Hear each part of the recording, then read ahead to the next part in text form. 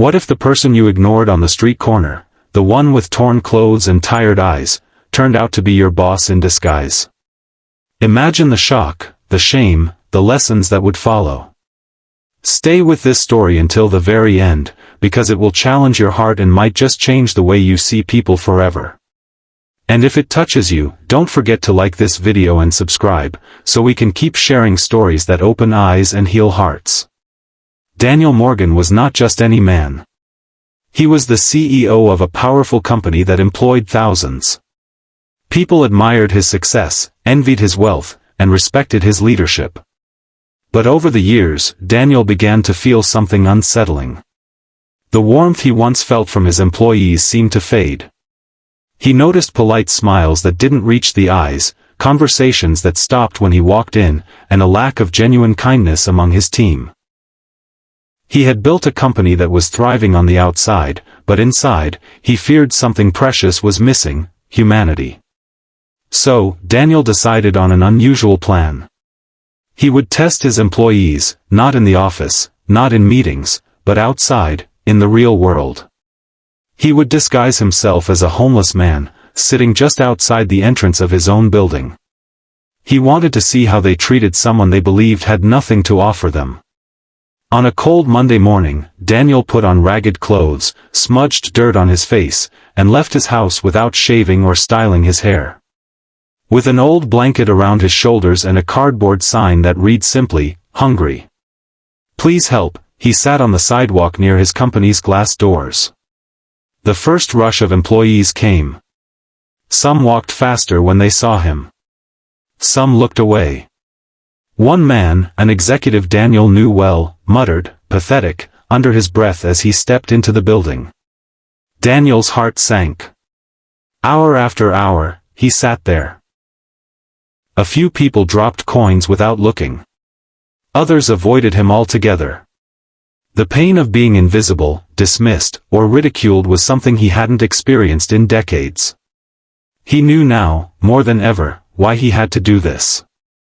He wasn't testing their skills, he was testing their hearts. Then, something happened that brought him to silence. Maria, a receptionist in her mid-20s, stopped right in front of him. She had a modest bag, worn shoes, and Daniel knew her salary was among the lowest in the company. Yet she bent down, smiled softly, and said, "Sir, are you hungry?" Daniel only nodded. Without hesitation, she opened her lunchbox and handed him half of her sandwich. "It's all I have for today, but please take it." Daniel felt tears burn behind his eyes. Later, James, the janitor, passed by.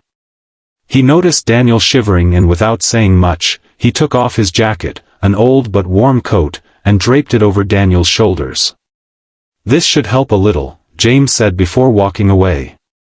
These gestures, so small but so sincere, carried more weight than any deal Daniel had ever signed. But for every Maria and James, there were others who shocked him. A manager he had trusted for years actually sneered at him. "People like you are what's wrong with this city," he said, shaking his head as he walked by. Daniel's heart broke further. He stayed outside for 2 full days, recording in his memory every word, every look, every act. When the second evening came, Daniel returned home, showered, and shaved. The next morning, he entered the office not as the broken man on the sidewalk, but as the CEO everyone knew. The atmosphere was normal at first, until Daniel called for a company-wide meeting. When the employees gathered, he stood at the front, his voice calm but firm. "2 days ago," he began, "there was a homeless man sitting outside our building. Many of you walked past him. Some of you offered a kind word, a bit of food, or warmth. But others mocked him, judged him, or treated him as if he wasn't even human." The room fell silent. People shifted uncomfortably, realizing where this was going. Daniel paused, his eyes glistening. "That man was me." Gasps rippled through the crowd. Faces turned pale. Some bowed their heads in shame. Daniel's voice broke slightly as he continued, "I saw everything. I saw who cared, and I saw who didn't. and I will never forget it. He turned toward Maria and James.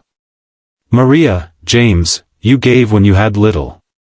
You showed compassion that cannot be measured in money. From today forward, your roles in this company will change. You will be rewarded, not just for your work, but for your humanity.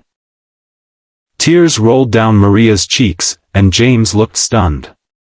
Then Daniel addressed the rest of the room. What does success mean if we lose our kindness?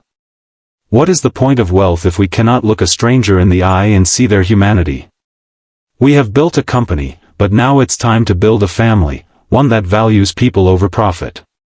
His voice shook, and he wiped away a tear in front of them all. The employees sat in silence, reflecting on their actions. Many came forward later to apologize, their eyes wide with guilt and regret. Daniel knew change wouldn't happen overnight, but something had shifted.